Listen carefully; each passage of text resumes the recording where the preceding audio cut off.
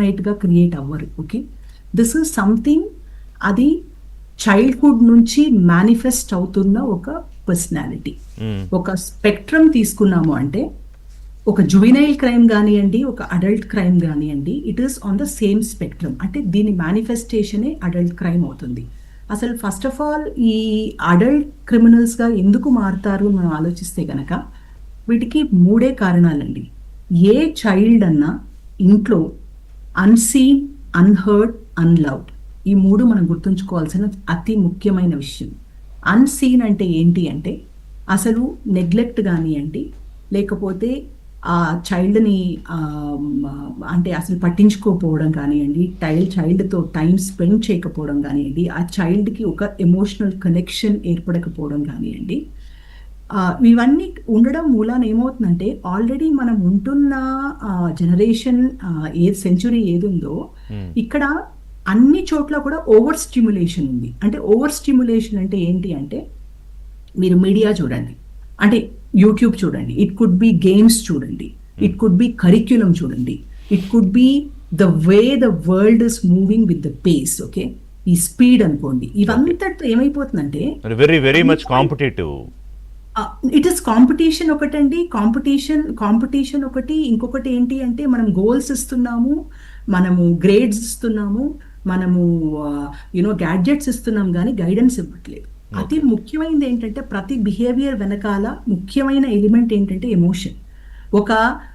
నేను ఫెయిల్ అవుతున్నాను, ఆ ఫెయిల్యూర్ని నేను ఎలా యాక్సెప్ట్ చేయాలి, ఓకే, ఆర్ ఒక భయం వేస్తుంది, ఆ భయాన్ని నేను ఎలా తీసుకోగలగాలి, ఎలా హ్యాండిల్ చేయగలగాలి. కోపం వస్తుంది, ఆ కోపాన్ని ఎలా హ్యాండిల్ చేయాలి. జెలసీ వస్తుంది, జెలసీని ఎలా హ్యాండిల్ చేయాలి. ఇప్పుడు ఒకరికి ఉంది, నాకు లేదు.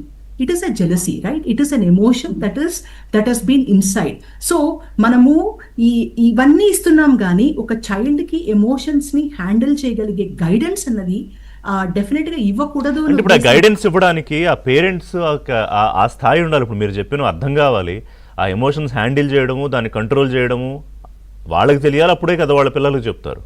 ఇది పేరెంట్సే కాదండి, overall society. We are not talking only about the parent, because parent is also a part of the society. ఆ చైల్డ్ పేరెంట్తో 4 గంటలు 5 గంటలు గడిపితే గనక 8 గంటలు ఇన్స్టిట్యూషనల్ స్ట్రక్చర్స్ లో గడుపుతున్నారు, రైట్? సో అండ్ బయట పిల్లలతో ఆడుకుంటున్నారు, ఎన్వైరన్మెంట్ లో ఉన్నారు. So we are not talking about only parenting here, we are talking about society as a whole. ఈ ఓవర్ స్టిమ్యులేషన్ ఉన్నప్పుడు డిఫరెంట్ ఎమోషన్స్, ఈ కాంపిటీషన్ అనుకోండి, లేకపోతే కంపారిజన్ అనుకోండి, లేకపోతే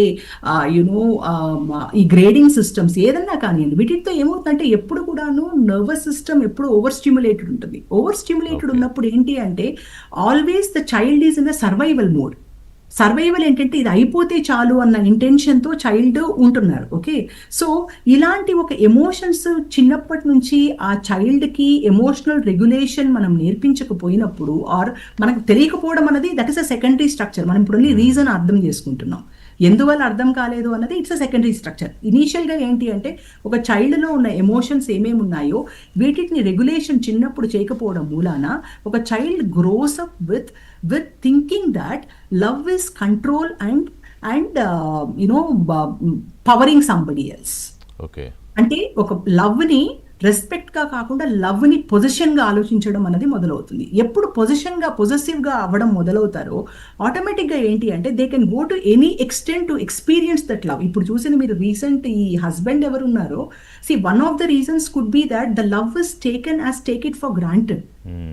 అంటే ఇప్పుడు పొజెసివ్నెస్, అది it is not called love, it is possessiveness. So ఈ పొజెసివ్నెస్తో ఏంటి అంటే నా కంట్రోల్ తప్పిపోతుందా అన్నప్పుడు people are going to great extents. ఇప్పుడు ఆ బాబు విషయంలో కూడాను అంటే ఒకరికి ఉంది, నాకు లేదు అన్న ఒక jealousy inside. That jealousy is sitting inside the child. The child is not possessing something, it doesn't know how to regulate it.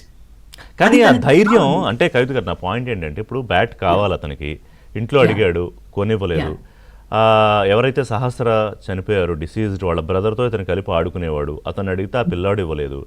కానీ ఆ చంపేయాలి, ఆ పిల్ల అడ్డుపడితే చంపేయడానికి కత్తి పట్టుకు వెళ్ళాడు. ఎవరు అడ్డుపడతారో అతనికి తెలియదు వెళ్ళే ముందు.